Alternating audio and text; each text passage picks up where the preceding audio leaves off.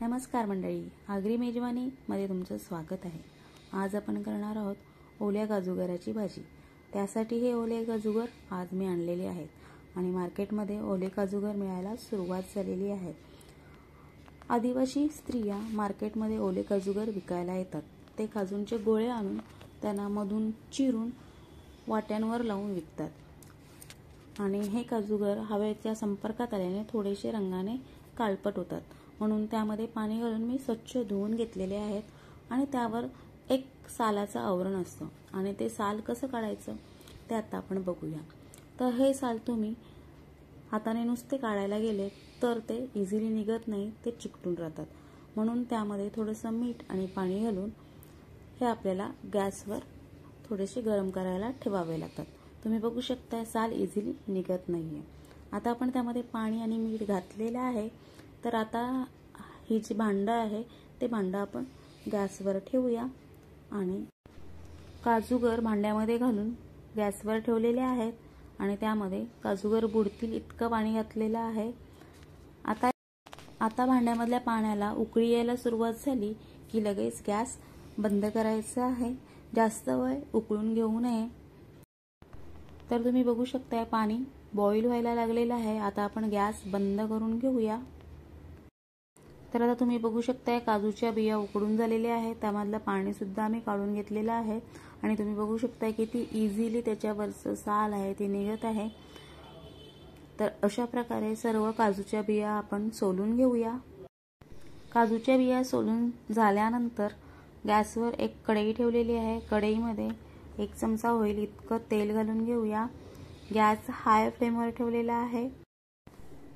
तेल तापल्यानंतर 1 चमचा जिरं घालून घेऊया। जिरं चांगलं फुलून द्यायचं आहे।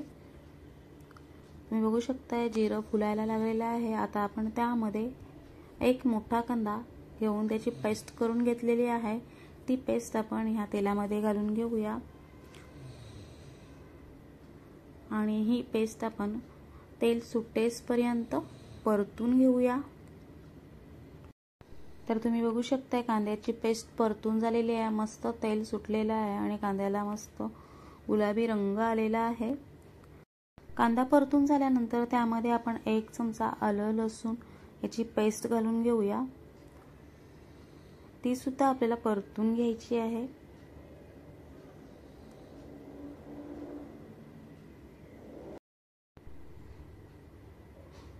आलं लसूण परतून झाल्यावर त्यामध्ये आपण एका टोमॅटोची प्युरी घालून घेऊया।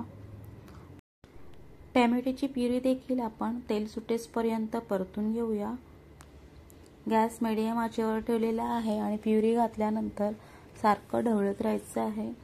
प्युरी घातल्यानंतर हा जो मसाला आहे तो अजिबात तळाला चिकटून द्यायचा नाहीये। तुम्ही बघू शकताय मसाल्याला मस्त तेल सुटलेलं आहे। यानंतर त्यामध्ये मसाले घालून घेऊया। इथे चवीपुरतं हिंग घातलेला आहे, अर्धा चमचा हळद आणि 1 चमचा आगरी पद्धतीचं लाल तिखट घालून घेऊया। तुम्हाला झणझणीत हवी असेल तर अजून अर्धा चमचा वाढवलात तरी सुद्धा चालेल। 1 छोटा चमचा गरम मसाला। हे सर्व आपल्याला परतून घ्यायचं आहे। मसाल्यांचा कच्चेपणा निघून जाईपर्यंत आपल्याला परतायचा आहे आणि मसाल्यामधून सौम्य असा सुवास बाहेर पडेल इतकंच त्याला परतायचं आहे। मसाले परतत असताना हा जो तयार झालेला नवीन मसाला आहे तो तळाला चिकटून द्यायचा नाही, त्यामुळे गॅस हा मंद आचेवर केलेला आहे। जर तुम्ही मसाला करपवलात किंवा तुमच्याकडून जर तो करपला गेला तर तुमच्या भाजीची चव आणि रंग सुद्धा बदलेल। तर मसाला परतून झालेला आहे। तुम्ही बघू शकता कढईला तेल सुद्धा सुटलेलं आहे। आता आपण त्यामध्ये निवडलेले काजूगर घालूया आणि ते सुद्धा मसाल्यामध्ये मिक्स करून घेऊया।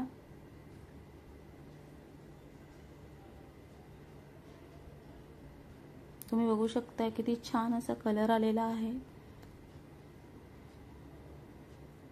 गॅस मंद आचेवर आहे।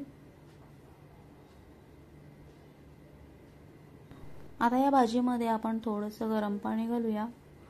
गरम पाणी घातल्यानंतर ते व्यवस्थित मिक्स करून घेऊया, म्हणजे भाजीची जी कन्सिस्टन्सी आहे ती थोडीशी पातळ होईल।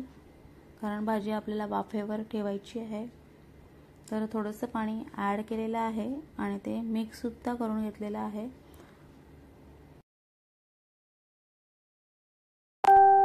आता भाजीमध्ये 1 चमचा दुधाची साई घालून घेऊया आणि ती सुद्धा मिक्स करून घेऊया. साई घातल्याने भाजीला एक छानसा असा टेक्स्चर येतो.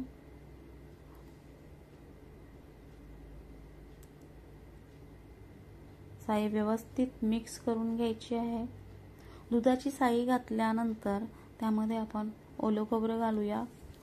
जर तुमच्याकडे ओलं खोबरं नसेल तर तुम्ही खोबरं भाजून त्याचं वाटण करून ते सुद्धा घालू शकता. मी ते ओलं खोबरं वापरलेलं आहे आणि ओल्या खोबऱ्याने या भाजीला अप्रतिम अशी चव येते.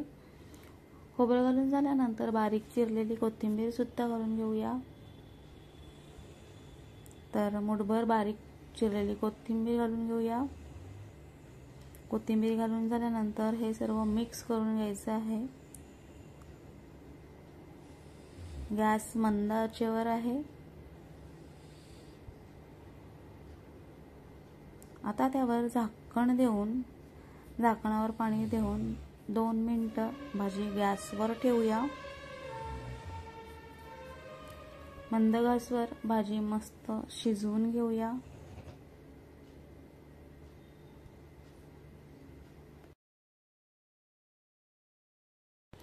दोन मिनिटं झालेली आहेत.